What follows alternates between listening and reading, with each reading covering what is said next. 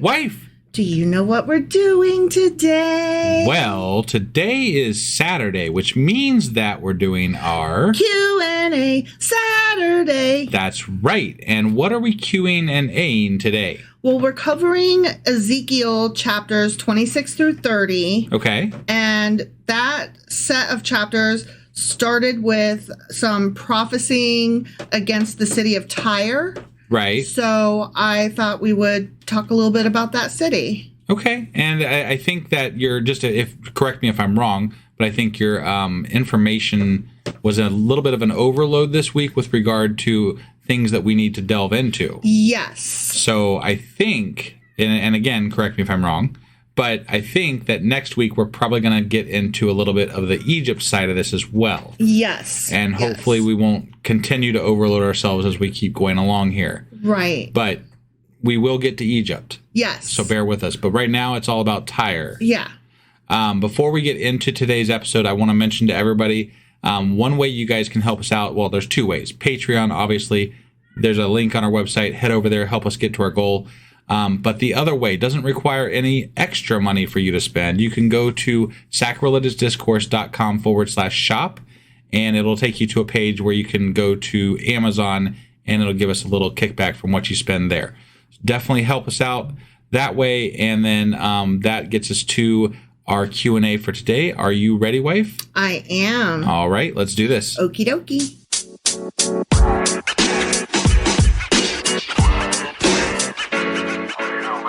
All right, so we are doing a Q&A over Ezekiel chapters 26 through 30, but I started looking at my notes with chapter 26, and I kind of just stopped there because I was like, hang on. Yeah. Let me learn more about this fucking city, Tyre. Okay. I mean, it was described very intricately. And, yes. And there was a lot to what that city was about as far as a trade hub and everything like that. Yeah. So I thought that would be a fun place to start because that is where we started. Yeah. The prophecy begins in chapter 26 and then ends in chapter 28. And it's a declaration of the judgments of God against Tyre. Sure. By Ezekiel. And Tyre was a very famous Phoenician commercial city on the Mediterranean coast north of Israel in modern-day Lebanon. So it does still exist today. Okay. And that's kind of why I was like, wait, hang on. Right. Because wasn't it supposed to not?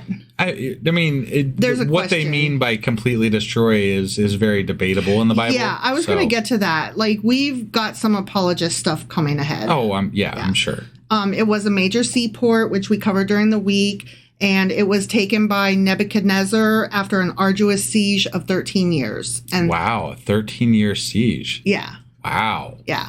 So, and there's a reason for that, which I'll get into the geography in a bit. It's just funny how that got glossed over in the Bible. Yeah. Because, they want to make God seem very powerful. So God right? So it didn't take 13 years, obviously. No, God just took Tyre. Came in and did it. Right. What? So Tyre is currently a city in Lebanon, one of the oldest continuously inhabited cities in the world. Okay. Though in medieval times, for some centuries, it was occupied by just a very small population. Probably after the Nebuchadnezzar... medieval times, I'm saying. Oh, okay, yeah. okay. So, I gotcha. Yeah. It's passed through many hands, and it has, kind of come and gone over the years, which apologists love to point to. Right, yeah. right. The city became a prominent Phoenician city-state between the 9th and 6th centuries BCE. Okay. Yeah. And it was one of the earliest Phoenician metropolises and the legendary birthplace of Europa. And I'm like, what's Europa again now? Besides, isn't that a moon of one of the planets? Right. I don't know. I don't even remember which planet it's a moon of. It would almost have to be Jupiter or something, right? I honestly, I don't remember. Well, we name our planets and stuff and their moons after Greek mythological creatures, Greek and Roman gods. Sure. In Greek mythology, Europa was a Phoenician princess from Tyre and the mother of King Minos of Crete. One Greek myth discusses her abduction by Zeus in the form of a bull. Okay. I don't know if you recall hearing that story ever. It's kind of gross. I'm a little rusty on my Greek and Roman mythology. Well, he's a bull, and he kidnaps and rapes her as a bull. Got it. Because we love us some sex with animals. Europa's earliest literary reference is in the Iliad.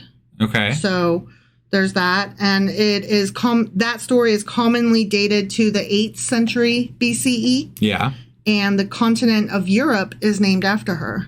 Got it. As is that one moon thing. Yeah, which is also it is one of Jupiter's moons. It's the fourth largest moon of Jupiter and 6th largest moon in our solar system, and it's the smoothest object in our solar system as well. There you go. There's a little bit of science for you. And Greek mythology and science. Love it. I honestly love that we name our heavenly bodies after Greek and Roman gods and goddesses. Yeah, it would be so boring if it was after like Jewish and Christian things.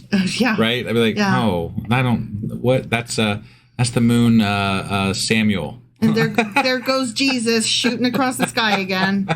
Yeah, interesting. Right. So the city of Tyre has many ancient sites, including the Tyre Hippodrome. Okay. It has been noted that one can call Tyre a city of ruins built out of ruins. Okay. Because it kind of... It has been destroyed multiple times. Yeah, but never... Completely. Never has it been unpopulated. Got it. So there's that. Yeah. Today, Tyre is the 4th largest city in Lebanon after Beirut, Tripoli, and Sidon. Okay. Yeah.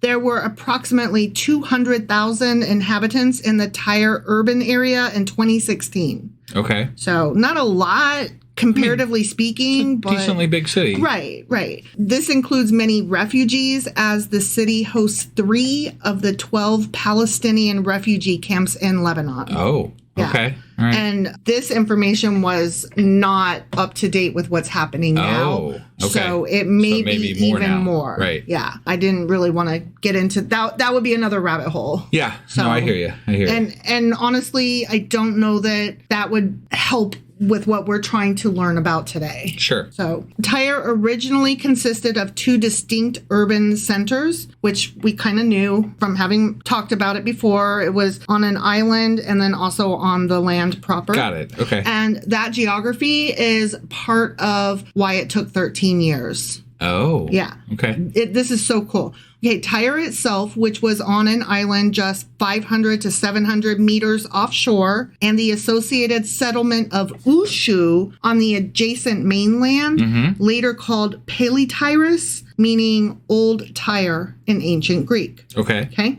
So the fortified city was on top of a rock, and it had 2 ports, the Sidonian port to the north, still partly existing today, and the Egyptian port to the south, which a lot of excavations in the water, what are those called? Like water searches? Where what are those called?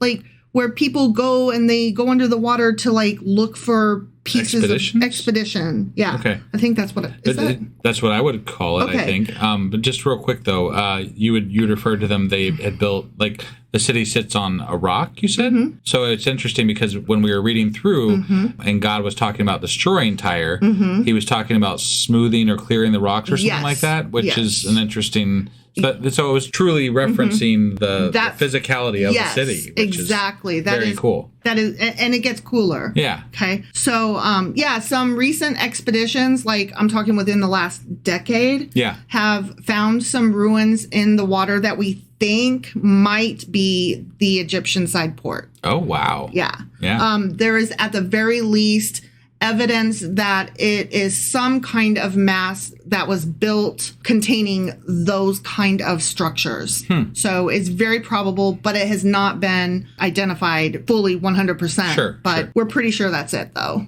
Which is just so cool to me. Yeah. How fucking old is that, right? Right. And then it also makes me start thinking about, the lost city of Atlantis and that kind of thing, and how, it probably fell into the water if it existed and that kind of thing. So, okay. Sorry, that's totally unrelated. All right. So, blah, blah, blah, on a rock and still exists. Yeah. Part of it. Okay. So throughout history, from prehistoric times onwards, all settlements in the Tyre area profited from the abundance of fresh water supplies, especially from several nearby springs, both north and south of the area. Okay. So it was both open to the world and self-contained at once. Sure. So it was like the perfect location for what it was doing. Right. You know? Yeah. It's just kind of amazing. Right. The present city of Tyre covers a large part of the original island and has expanded onto and covers most of the causeway, which I will talk about later, built by Alexander the Great in 332 BCE. Okay. Yeah. This causeway just melted my brain, just so you know. Okay. So there's an isthmus that was created that increased greatly in width over the centuries because of extensive silt deposits on either side. Okay. And the part of the original island not covered by the modern city of Tyre is mostly of an archaeological site showcasing remains of the city from ancient times. Okay. So there have been attempts over the years to try to maintain the historicity, to showcase it. And to, I think current day, they're trying to maybe turn it into like a tourist site so that they can get more funding to make it even more historically accurate. Got it. So very cool stuff. Yeah. Though it has suffered a number of devastating earthquakes over the millennia, the threat level is considered to be low in most places and moderate in a few others. And the reason I mention that is because it's on a fault.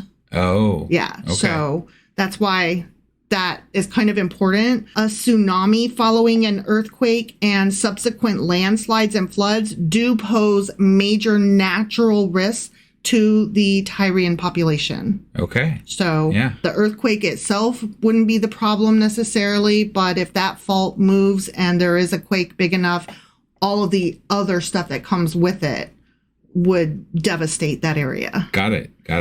Vast reserves of natural gas are estimated to lie beneath Lebanese waters, much of it off Tyre's coasts. Okay. But exploitation of that has been delayed by border disputes with Israel. Yeah, sure. Yeah. That makes sense. Yeah, bring it around, right? Right. Early names of Tyre include the Akkadian Suru, the Phoenician Sur, and the Hebrew Sor.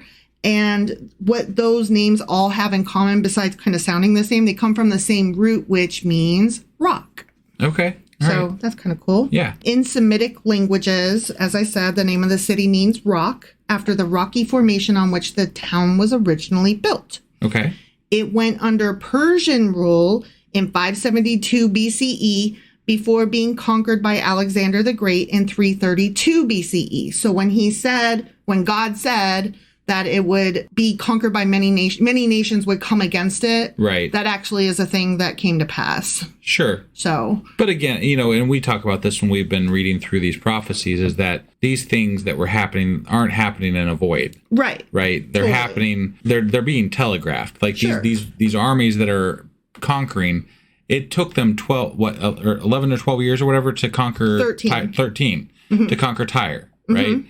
And they've run into many, like even Jerusalem took many years to fully conquer. So, I'm just pointing out that this was written at one point, probably not by Ezekiel. Sure. But still well before, it probably was not written before Babylon took over, Nebuchadnezzar, right? I mean, we don't really believe in that stuff. So I'm pretty sure it was written after that. Yeah. But then we get into Persian rule in 572, and then a couple hundred years later, Alexander the Great in 332 BCE. Yeah. So I'm just saying that's interesting. It has passed hands. Nations did come against it. Right. And at one point, one of the prophecies also, and please do not take my enthusiasm to mean that I believe in these prophecies. I just think it's fun the way I think a fucking tarot card reading is fun, even though I don't believe in it. That's what I was saying, though, is that like these people that were conquering these nations and these cities and everything, they're telegraphing their movements. These people, even if they did say that these things were going to happen before they happened, somebody was able to say, look, they're going to be here any day. Right. And they're going to start trying to attack these people and those people, and this is all going to go down. Yeah. And it's not hard to see that, look, there's like 3 or 4 different warring nations like heading to this area. Right. Some fucked up shit's going to go down. Yeah. It's not good times. Right. Yeah. I don't think that that's real hard to fucking telegraph. It's just, you're right there in front of you. You are totally right. Again, I'm just putting it out there as an enthusiastic, that's cool. There is some validity to some of the claims, whether or not they were written, it doesn't matter when they were written, they are still a valid statement. Yes, I think that's what I mean to say is I can see why a believer would read this and be like, oh, wow, that's magic. That happened. Right. And, you know, I couldn't really, besides saying, yeah, magic doesn't exist. That's silly. Like, besides that, I can't really argue with them because, well, yeah, stuff did kind of happen, but right. But you can argue other points, like they also prophesy the destruction and scattering of Egypt for 40 years, which didn't ever happen. Right. And we'll be getting into that next week. Sure. But I mean, there are definitely things that are right and some things are wrong. And, you know, I feel like it's all a matter of who decided to put what into the fucking book. Oh, yeah, totally. And it is what it is, you know, so. So let's talk about that causeway. Okay. So the development of Tyre was profoundly affected by the construction of a causeway built by Alexander the Great in 332 BCE to seize the city. Okay. So here's what was happening. On the island itself, right, it's built on rock. Sure, okay? Yeah. And then the city on the land was actually kind of soft ground, like a lot of silt and stuff. Okay. So it was people approaching it, either part of it had a lot of trouble reaching it. Sure. So Alexander the Great was like, fuck this shit. Like he kept trying to take them and could not get there. He just could not get there. Yeah. So instead of like making better boots or whatever, he was like, okay, I'm just going to basically get some rocks from Home Depot or whatever, and I'm going to build myself a motherfucking street. Right. And that's what he did. Yeah. I'm looking at it right now on a map. It's actually kind of cool. Yeah. So he basically attacked this place by laying ahead of himself strong ground that would hold him and his army. Right. And that is just amazing. And so he was able to walk right in and take it. I mean, that's really smart. Yeah. It's really smart. Yeah. So, I mean, Alexander the Great wasn't called great for nothing. Okay. I'm just saying he had a lot going for him, this guy. Right. Yeah. So the Syriac and Akkadian languages left a linguistic mark on the Arabic spoken in the region of Tyre at that time. Okay. Most notably with the widely used term Baali. Okay. Where do we know that term kind of from? It's master, God, whatever. Like right, which originates from the Baal religion, right? Today, the term is used to describe vegetables and fruits from rain-fed, untreated agricultural production. Okay. So you're a fucking fruitcake Baali. So it's just interesting that word, although it means something totally different now, it did survive through the ages, even though we were supposed to like forget that. Right. Not only did we not forget, it was written down in the fucking Bible, and the word itself became stupid and meaningless and as a goddamn fruit. Right. You know? Right. Yeah. So that's funny to me. Yep. The Tyrian municipality of Ain Baal is also apparently named after the Phoenician deity. So it stuck around. Sure. Baal. Okay. Yeah. Okay, so then I have a note called Bible stuff. Okay, enough about Tyre, like history and geography. Let's talk about some Bible stuff. Sure. Okay, so according to Joshua chapter 19, the fortified city of Tyre was allotted to the tribe of Asher. And I'm glad to have read that because I don't recall that at all. I don't even remember that tribe, honestly. Asher? Yeah. Was that one? They feel like they must have disappeared early because I don't hardly even remember them. Yeah. The only reason I remember it is because we knew a kid whose older brother was named Asher. Oh, yeah. And so that like stuck in my head. Sure. But yeah, that was one of the tribes, and they were the ones who had Tyre. Got it. Yeah. King Hiram I of Tyre allied himself with David and Solomon in 2 Samuel, 1 Kings, and 1 Chronicles. Okay. And King Hiram provided architects, workmen, cedar wood, and gold to build the royal palace in Jerusalem as well as the temple. Okay. And I kind of remember that from like the non-Tyre side of the story. Yeah, for sure. So that's cool. Yeah. Tyre is mentioned in the book of Isaiah as being forgotten for 70 years when her, quote, fortress is destroyed, and after which, quote, her prophet and her prostitute's wages will be sacred to the Lord. Okay. And that, I kind of vaguely remember that, actually. But although her fortress was destroyed, she did not get forgotten for 70 years. So got it. Right. Yeah. Oh, another thing that they say that was one of the prophecies was that it would only be known as a place to lay your fish nets. And for a few centuries, it was nothing but a little fishing village. Got it. Okay. Yeah. And that's like into the ADs. Okay. So, all right. Well, after. So it did come down in stature quite a bit. Oh, yeah. So. And I'll just go ahead and get into that a little bit now. Apologists say, yeah, the prophecy said it would never be rebuilt. And I'm going to totally read God's mind and tell you what he meant by that was rebuilt to its previous glory. Like, as in, a huge hub and a fishing, a port and blah, blah, blah, with the security and the money and the all of the fame and the wealth that it had. That's what he meant. I know this because I, too, speak to God maybe kind of never. I'm like, but why do you think you know that? Like, right. Like they just say it so factually. Like, what he meant was, and I'm like, why do you think you know that? Yeah. Like, what authority has been granted you that you think you know that? Well, yeah, I think the answer to that is that the authority that's been granted to them is that God is real in their mind. And so that must be what he meant. And so there has to be a reason why this city still exists and has 200,000 people in it. Right. And it's that it can't mean that it wouldn't be rebuilt. It wouldn't be rebuilt to this extent. Right. Right. But with and even this extent is arbitrary based on Right. whatever I decide that means. So. Right. Until it matches up, I will continue to move the goalpost. Right. To make it match. Yeah. I have to glue these pages together. That's almost anybody who is trying to defend their religion to somebody who doesn't believe in it. That's almost the entirety of their argument, is that I'm going to defend this to the nth degree, and there will be a reason to whatever, explain everything. There is an explanation for literally everything because there has to be. Right. And I will create one if there isn't one.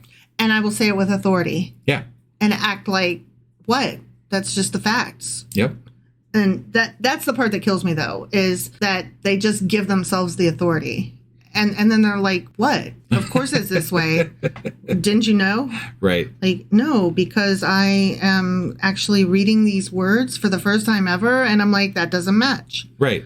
Yeah. It doesn't. It doesn't match. I'm sorry. Right. Because it has been rebuilt. It has. Not to its former glory. You are right. But that is not what it That's fucking debatable said. even there. I mean, like, what would you consider former glory? I mean, it has electric now, probably. It has, there's so many greater things that it has now that it didn't have then. Right. So who's to decide what is the greater glory, right? I'm not one to judge, what that distinguishing marker is, but I would say that there are some people who, if they lived in those ancient times in that city and then came here, they'd be in awe and wonder as to what it is. That's true. That is true. You are 100% right. So, but I also saw some apologists that were like, part of why the city was so despised by the Lord was because they sold humans there proudly, and so God had to destroy them for doing slavery. And I'm like, okay, hold on. God condoned slavery. I'm like, look, do not make me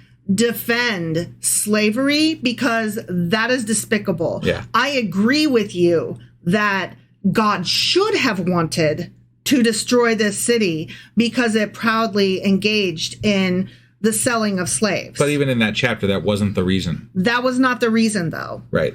It should have been. Should have been. And I am glad that you agree that slavery is wrong. Right. I wish you would tell the rest of your white right-wing brethren. Yeah. Because I think they want to bring that shit back. Right. But no, that's not what happened. Right. Okay, so Tyre is also mentioned in the book of Ezekiel, of course, which is why we're covering this, right. Which prophesied its permanent destruction, and that was in chapter 26, verses 3 through 14. Sure. The main settlements were destroyed by Nebuchadnezzar, but after a 13-year siege from 586 to 573 BCE, the king of Tyre made peace with Nebuchadnezzar, going into exile and leaving this island city itself intact. Yeah. So interesting. That is and why. That's not how it was described either.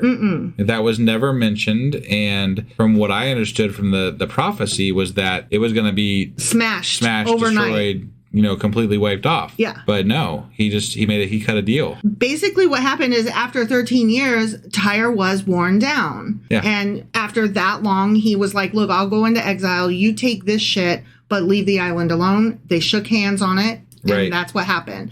That is different from Nebuchadnezzar came in and with his strength knocked the whole thing down. No, it was with a handshake, bitches. Yeah. Well, and this is part of what I was like. God likes to flex, saying he's using this Nebuchadnezzar guy as his sword of the Lord, right?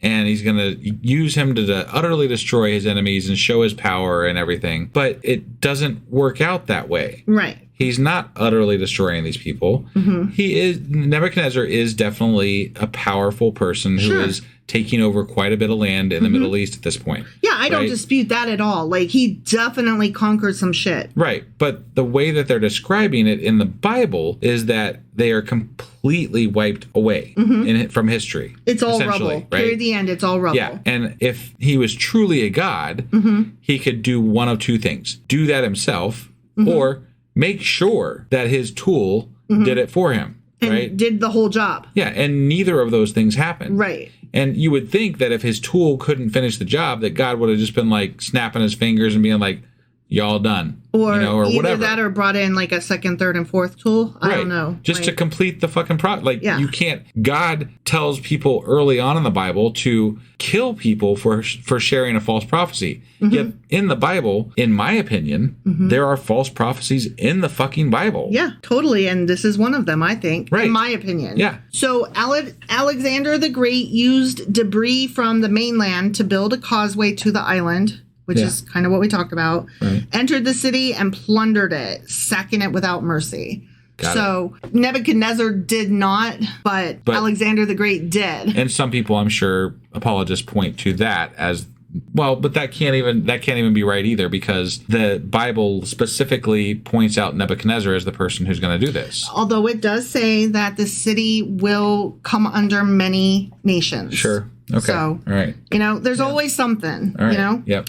Most of the residents at that point when Alexander the Great came in were either killed in the battle or sold into slavery. Got it. Which is kind of ironic since that's what their big they were doing, trade was. Sure. It was quickly repopulated by colonists and escaped citizens and later regained its independence. Oh. Okay. Tyre did eventually enter a period of decline, being reduced to a small remnant. Got it. Which I really appreciated using that word in my notes. Was it a remnant? Yeah. Because God said there wouldn't be a remnant. Right. But there was a remnant. Was there a remnant? Mm-hmm. Yeah. Yeah. However, the nearby area grew rapidly in the 20th century. Okay. So, we're up to modern days. Yeah. The ruins of a part of ancient Tyre has been declared a protected site historically. Sure. UNESCO, what is that? Like they're the world... sure, I think I know what you're talking about. The world, this is a historical site population I don't group know association. I don't know what they are, but I think they're a European organization, maybe. That probably sounds right. I'm actually looking it up right now. It's the United Nations Educational, Scientific, and Cultural Organization. Okay, and it is World Heritage. They protect World Heritage sites and stuff like that. So that tracks then. Yeah. So they're like your little local historical society, but for Earth. Right. Yeah, which is cute. I like that. Yeah. Yeah. So they declared it a protected site. Okay. So that is cool. Like it's going to be preserved, and that is awesome. Yeah. And it can still be seen on the ruins of part of ancient Tyre can still be seen on the southern half of the island. Yeah. Whereas modern Tyre occupies the northern half and also sprawls across Alexander's Causeway and on into the mainland. Sure. So okay. That is my brief ditty on Tyre. All right. That was an interesting history lesson. I thought so. As soon as it said Tyre, like Tyre still exists. Like I was like, hold on, I can't go any further. Yeah. No, and I mean that was kind of my whole hang up with Egypt too. Yeah. So I mean, we'll get there. No, I know. I feel like Egypt might be even more of a conundrum for the Bible as opposed more so than even Tyre. Yeah. Because Tyre eventually did fall to Alexander the Great, and like there was some, you can be more apologetic for some of the things that happened to Tyre, right? It definitely apologists can make a case. Right. I'm not saying I agree with their case, but a case can be made. Sure. So it is what it is. I mean, you and I, from our perspective, don't believe any of the bullshit that the Bible has pitched into us. Like it is completely, and there's no backing to any of it. Right. It's all politics. And it is based on some actual events that have happened, but how those things are inserted into the Bible is in a very God-centric and very nationalistic sense. Like it's very centered around this Israelite tribe and how they perceive the world at that time. Yeah. So it's not very fair to actual history with regard to what happened. Right. So anyway, thank you for doing all the research on Tyre there. That was amazing. Cool. Thank you for recognizing that. Yeah. Yeah. And that being said, so we will be back tomorrow. Not sure what we're going over, but it's Sunday, so we'll be doing our Patreon. And then I will get our weekly wrap up out, and we'll be back on Monday with Ezekiel Chapter 31 ? Yes, that is correct. Okay. So we'll see you guys then. Bye.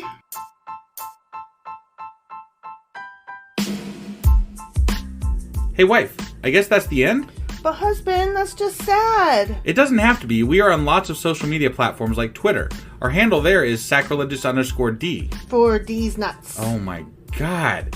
Stop doing that. Anyway, we're also on Facebook, Instagram, and Pinterest. There's a link to all of our social media sites at our website. Ooh, we have a website? Yeah, it's sacrilegiousdiscourse.com, where you can also find a link to our merch shop. We have a merch shop? Yep, we have podcast-themed clothing, mugs, notebooks, and more, as well as an atheist and science-themed products.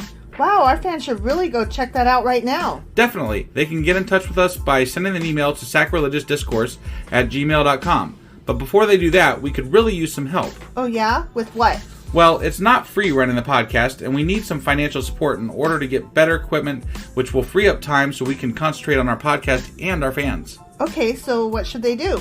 Head over to patreon.com/sacrilegiousdiscourse and sign up as a contributor on our podcast. Supporters there receive additional bi-weekly episodes that we record just for our Patreon members for as little as $2 a month. Also, we'd really appreciate it if you would like and subscribe on whatever platform you're using. And Apple Podcast reviews help us out tremendously. Like and subscribe. Leave an Apple review. Join us on Twitter. Support us on Patreon. That's a lot of instructions. Don't forget to say thanks. Thanks. Okay, bye.